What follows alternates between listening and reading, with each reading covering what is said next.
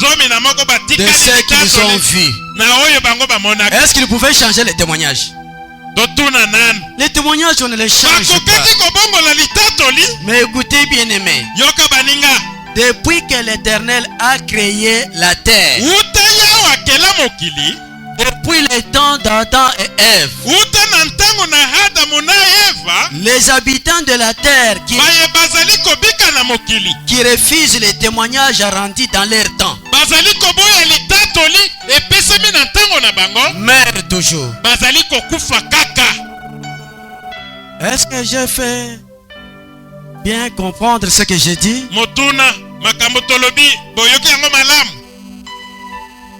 Je vais dire ceci. Quand vous regardez l'histoire d'Israël, quand vous regardez l'histoire des temps de Noé, d'Abraham, de Moïse, jusqu'à nos jours, à chaque génération, l'Éternel parle aux hommes. Il peut choisir un homme parmi les hommes. Et cet homme va transmettre ce que l'Éternel lui a dit. Et ceux qui refusent les témoignages rendus dans leur temps, ils meurent. Au temps de Noé, l'Éternel n'était pas descendu pour crier aux habitants de la terre. Il a parlé seulement à Noé. Et Noé a rendu témoignage, le témoignage du déluge en son temps. Tous ceux qui n'ont pas crié à ce témoignage rendu par Noé,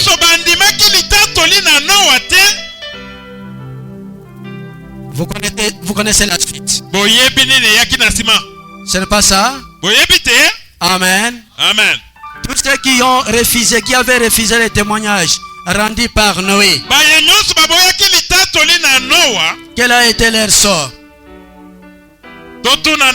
Les sorts, c'était quoi? Se sont noyés dans l'eau. Dans le déluge. Ce n'est pas ça? Mais les gens ont vu Noé. C'est Noé qui parlait. Ils n'ont pas vu Dieu.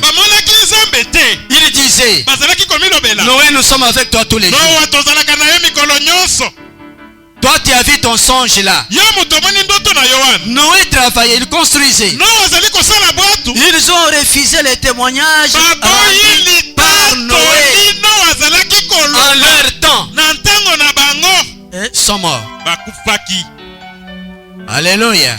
Amen. Et lorsque vous regardez au temps de Lot, quand vous lisez les Écritures, lorsque les anges sont arrivés chez Lot pour incendier Sodome et Gomorrhe, les Écritures nous montrent que cette nuit-là, Lot était sorti pour signaler à ses frères qu'il aimait, à ses voisins. Vous comprenez? Il avait dit, mais les gens ont refusé les témoignages. Vous comprenez? Amen. Ils ont refusé. Ils voulaient même tuer les anges qui étaient venus chez Lot. Et l'autre les suppliait. Les gens refusaient. Il est refusé. Il ne pouvait pas croire au témoignage. Même l'autre lui-même avait des difficultés pour sortir. Jusqu'à ce que l'ange va le faire sortir par force. Parce qu'il voulait le sauver. Alléluia. Amen. Le Seigneur, avant de faire quelque chose, il alerte. Vous savez pourquoi il alerte? Parce qu'il a dit qu'il n'aime pas la mort des pécheurs. Il aime que les pécheurs puissent se repentir, qu'il arrive à la connaissance de la vérité. C'est pourquoi il annonce. Lisons Amos chapitre 3 verset 3. Amos chapitre 3 verset 3. Oui. Deux hommes marchent-ils ensemble sans être convenus?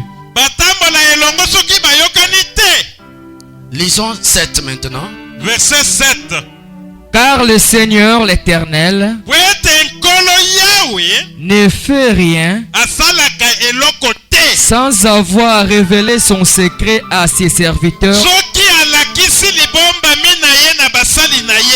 les prophètes. Amen. Amen. Le Seigneur, avant de faire quelque chose, il envoie toujours les porte-paroles. Il envoie toujours un témoin. Il annonce ce qu'il veut faire. Amen. Amen. Que l'église de notre temps ne commette pas cette erreur-là de refuser les témoignages.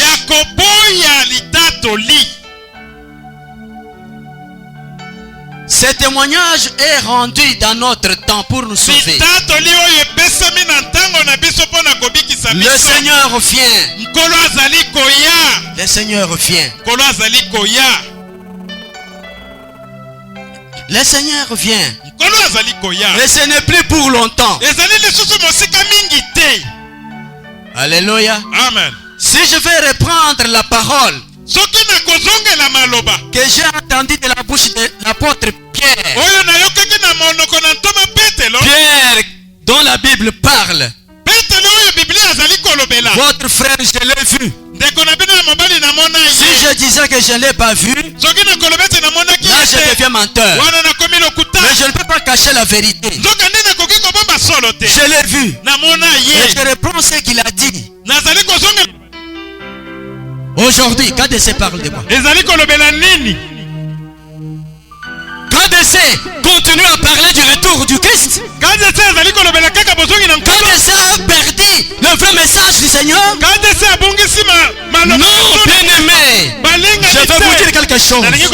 S'il y a des messages qui tournent vos cœurs vers l'argent, c'est le message de Satan.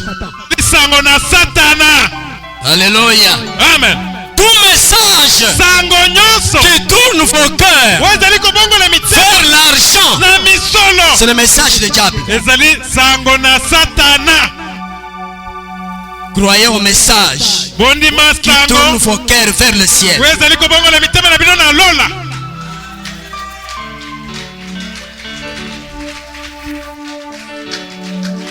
Alléluia. Croyez au message qui tourne vos cœurs vers le ciel. Un vrai prophète, un vrai serviteur de Dieu, c'est celui qui tourne les cœurs des enfants de Dieu vers l'éternel leur Père.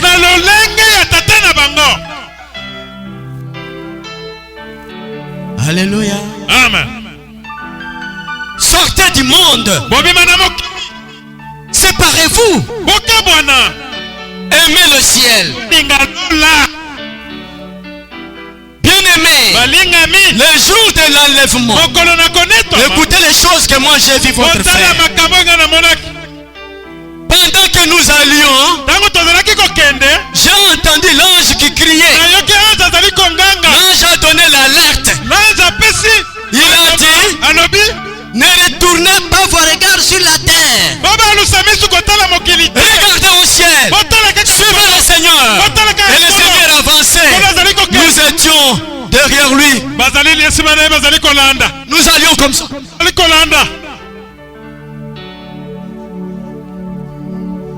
Alléluia. Amen. Mais vous savez, hein, sur la terre, qu'est-ce qui s'est passé? Ce jour-là, je vis du jamais vu sur la terre.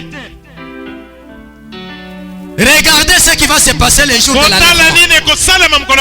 J'ai vu ce jour-là les tables de marché renversées.